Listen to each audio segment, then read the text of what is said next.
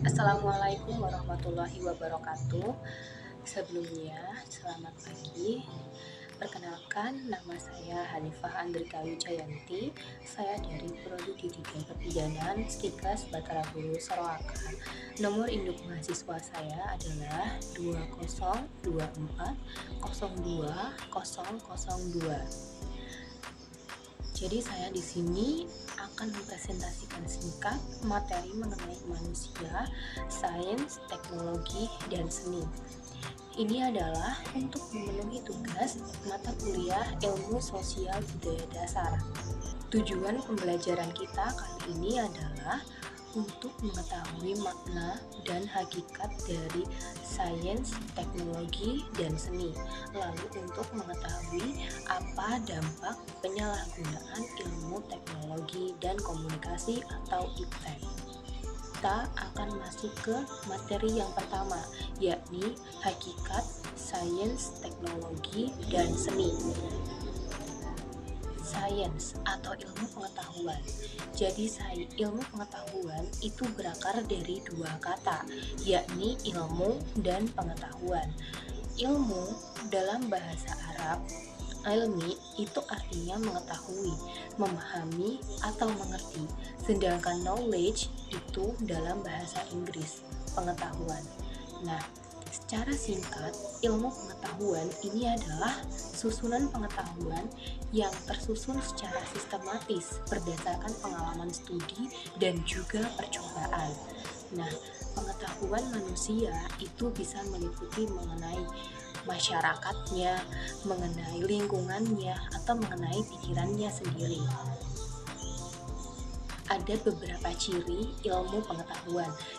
Yang pertama adalah empiris, yang artinya suatu ilmu pengetahuan itu sudah pasti diamati, dicoba, dan diuji cobakan sebelum sesuatu itu dikatakan sebagai ilmu pengetahuan. Lalu yang berikutnya adalah sistematis. Kenapa suatu ilmu dikatakan sistematis? Yang pertama karena suatu ilmu itu kan sudah diuji, sudah melalui uji coba. Nah, setelah itu ilmu sudah pasti harus disebarkan. Nah, semua manusia, semua orang itu belum tentu dapat menerima ilmu yang kita sebarkan. Nah, kita itu harus memiliki berbagai cara bagaimana caranya menyusun ilmu itu supaya mudah untuk dipahami oleh orang lain. Lalu yang berikutnya adalah analisis. Nah, ilmu itu sudah pasti dianalisis terlebih dahulu sebelum disebarkan atau sebelum diberitakan kepada orang lain.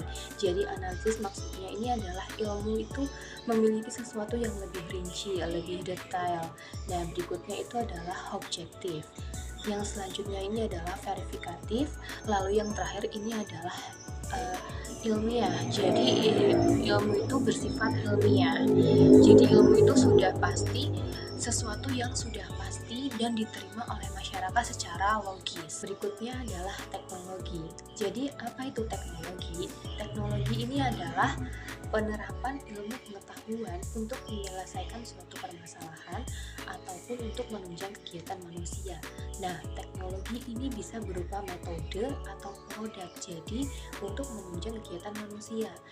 Nah, teknologi ini berasal dari dua suku kata. Yang pertama itu tech, lalu yang berikutnya adalah logos. Nah, tech itu dalam bahasa Yunani artinya adalah seni, sedangkan logos itu adalah ilmu.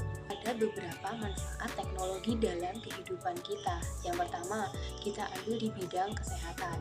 Di bidang kesehatan sudah semakin berkembang, seperti misalkan alat untuk mengetes DNA, lalu ada ronsen, lalu ada USG. Untuk bidang pertanian misalkan, kita bisa melihat melalui alat-alat membajak sawah. Seperti saat zaman dulu kita menggunakan kerbau untuk membajak sawah, untuk sekarang sudah ada traktor dan juga tenaga mesin lainnya untuk membajak sawah. Lalu ada juga alat untuk memanen, entah itu memanen padi, memanen sayuran, atau memanen buah-buahan. Kita sudah melalui globalisasi dan perkembangan teknologi, dan itu semua semakin memudahkan dan menunjang kegiatan pertanian. Lalu ada di bidang pendidikan. Dengan adanya internet, kita sudah tidak perlu lagi saat mencari buku harus ke perpustakaan kota, harus ke perpustakaan di sekolah, ataupun harus ke perpustakaan negara.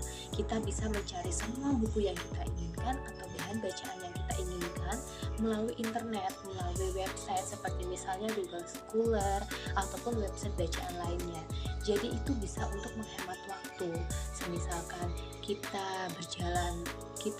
berjalan ke perpustakaan kota itu membutuhkan waktu 15 menit, kita bisa mencari-cari itu semua di website yang kita tuju. Buku apa yang ingin kita cari, bahan bacaan apa yang ingin kita butuhkan. Lalu berikutnya ada di sistem transportasi. Nah,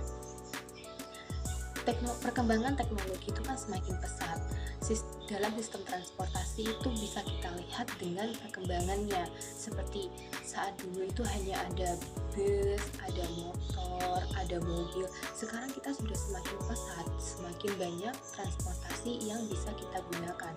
Selain itu, saat kita ingin memesan tiketnya, itu kita tidak perlu lagi untuk mengantri, menghabiskan tenaga dan waktu dengan mengantri di loket. Kita bisa menggunakan handphone kita untuk Lalu yang berikutnya adalah bidang informasi. Nah, bidang informasi seperti misalkan setiap pagi itu akan ada loper koran yang membawakan koran ke rumah-rumah penduduk atau rumah-rumah masyarakat. Nah, untuk sekarang kita bisa membaca koran yang kita inginkan melalui handphone. Seperti layaknya di bidang pendidikan tadi, akan ada beberapa website untuk membaca buku-buku pendidikan atau jurnal pendidikan. Nah, di bidang informasi kita bisa mencari bahan bacaan mana yang kita mau melalui website yang ingin kita baca. Lalu misalkan melalui di bidang informasi itu sudah berkembang pesat yang namanya media sosial. Jadi kita tidak hanya bisa mencari informasi melalui Google atau melalui Chrome browser dan sebagainya, kita bahkan bisa mencari informasi yang kita butuhkan melalui media sosial. Jadi kita akan melangkah ke materi yang berikutnya, yakni mengenai seni. Nah, apa itu seni? Seni ini adalah suatu kegiatan untuk menciptakan suatu benda atau sesuatu itu menjadi lebih berharga. Nah, berharga di sini tuh maksudnya dilihat dari keindahannya, dari kehalusannya, dari fungsinya, ataupun dari makna dari suatu benda tersebut. Nah, seni ini bisa meliputi berbagai hal seperti seni lukis, seni musik, seni kria, dan sebagainya. Nah, seni itu biasanya digunakan oleh seseorang untuk mengekspresikan dirinya, entah dalam bentuk suatu hal yang berbahagia, sedih, marah, emosi, atau bahkan kritikan tersendiri. Nah, ada beberapa manfaat seni. Yang pertama adalah mengekspresikan diri dan juga untuk menyebarkan suatu kebudayaan. Nah, maksudnya mengekspresikan diri ini adalah seni itu bisa dituangkan melalui emosi. Jadi seni itu memiliki emosinya tersendiri. Nah, seperti misalkan lagu. Kita sebagai misalkan penulis lagu itu bisa mengekspresikan rasa kita atau perasaan kita terhadap lagu itu, seperti misalkan dari liriknya ataupun dari instrumennya. Nah, selain lagu, kita bisa juga mengekspresikan apa yang kita rasakan melalui lukisan atau melalui suatu cerita, entah itu novel ataupun cerita pendek. Nah, kalau menyebarkan kebudayaan itu bisa kayak semacam kita menuangkan kebudayaan kita dalam lukisan. Nah, selain lukisan, kita juga bisa menuangkan kebudayaan kita dalam seni membatik. Lalu yang berikutnya adalah untuk ritual dan upacara. Nah, seni itu nggak jauh dari yang namanya ritual dan upacara. Kenapa? Karena dalam setiap ritual itu pasti akan menghasilkan seni. Seperti misalkan seni patung dalam ritual, lalu baju-baju adat dalam ritual adat tertentu, lalu juga seperti bangunan adat. Lalu yang berikutnya adalah pendidikan dan pembelajaran.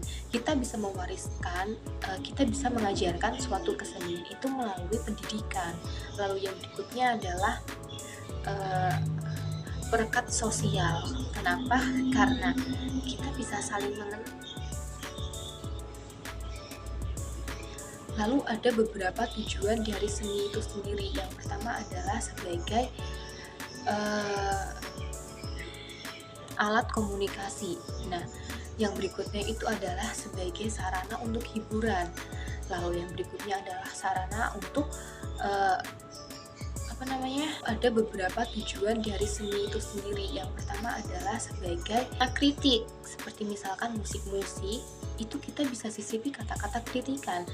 Lalu yang berikutnya adalah untuk tujuan psikologis atau penyembuhan. Nah, ini bisa seperti seseorang akan merasa sedikit lebih tenang saat mendengar musik ini, atau seseorang akan merasa lebih tenang dengan melukis ataupun menggambar. Jadi dampak penyalahgunaan iptek. Penyalahgunaan iptek itu bisa berdampak kerugian yang cukup besar, seperti di bidang keamanan. Nah, kita bisa mengalami kebocoran data dalam bidang keamanan ini, seperti yang sempat beberapa kali terjadi. Lalu ada juga gangguan cyber dan juga hacking. Lalu di bidang kesehatan, saat kita menyalahgunakan iptek, seperti kita terlalu kecanduan dengan handphone, kecanduan dengan media sosial atau sebagainya, kita akan mengalami masalah di gangguan kesehatan mata, seperti mata minus, mata kabur, ataupun mata merah. Lalu kita juga bisa mengalami nyeri punggung karena kita seperti malas bergerak saat kita kecanduan gadget. Lalu seperti kita bisa malas, kenapa? Karena muanya itu bisa kita dapatkan lewat handphone. Seperti saat kita lapar, kita malas untuk masak, kita malas untuk keluar, kita bisa memesan makanan melalui aplikasi di gadget. Lalu yang berikutnya adalah dengan bebasnya media sosial, kita bisa dengan sangat mudah memplagiat karya orang lain dan mengaku bahwa itu loh karya saya. Nah, itu tindakan yang benar-benar merugikan orang lain. Lalu yang berikutnya adalah pelanggaran hak cipta. Lalu ada pornografi. Nah, yang berikutnya adalah maraknya judi online. Lalu ada cyberbullying dan penyebaran berita bohong. Nah, bagaimana sih cara kita mengatasi semua dampak itu? Yang pertama adalah kita harus tahu, kita harus membatasi diri kita sendiri supaya tidak terlalu kecanduan media sosial, kecanduan gadget. Lalu yang berikutnya adalah saat anak-anak kita menggunakan gadget atau keluarga kita yang masih kecil menggunakan gadget, kita awasi mereka supaya mereka itu tidak kecanduan pada akhirnya. Seperti saat menggunakan YouTube, kita pantau berapa menit sekali, itu kita bisa batasi seperti itu supaya tidak kecanduan. Nah, itu juga bisa mengurangi dampak dari penyakit mata. Banyak loh anak-anak kecil sekarang yang mengalami seperti mata minus atau mata kabur dan cepat lelah. Nah, ajarkan anak-anak kecil atau anak-anak kecil di keluarga kita, adik kita, itu untuk bijak dalam menggunakan. Seperti kita selalu memantau apa yang mereka tonton, apa yang mereka cari di browser dan sebagainya. Untuk beberapa waktu kebelakang banyak sekali kasus anak-anak yang kecanduan gadget. Nah, itu semua seharusnya kita pantau mereka seperti 1 minggu sekali gadget mereka itu kita cek apa saja yang mereka cari di Google, apa saja yang mereka tonton di YouTube dan sebagainya. Nah, setidaknya itu bisa mengurangi dan bisa memantau dampak negatifnya. Terima kasih, sekian presentasi singkat dari saya. Wabillahi taufiq wal hidayah. Wassalamualaikum warahmatullahi wabarakatuh. Semoga ilmu singkat yang saya berikan bermanfaat.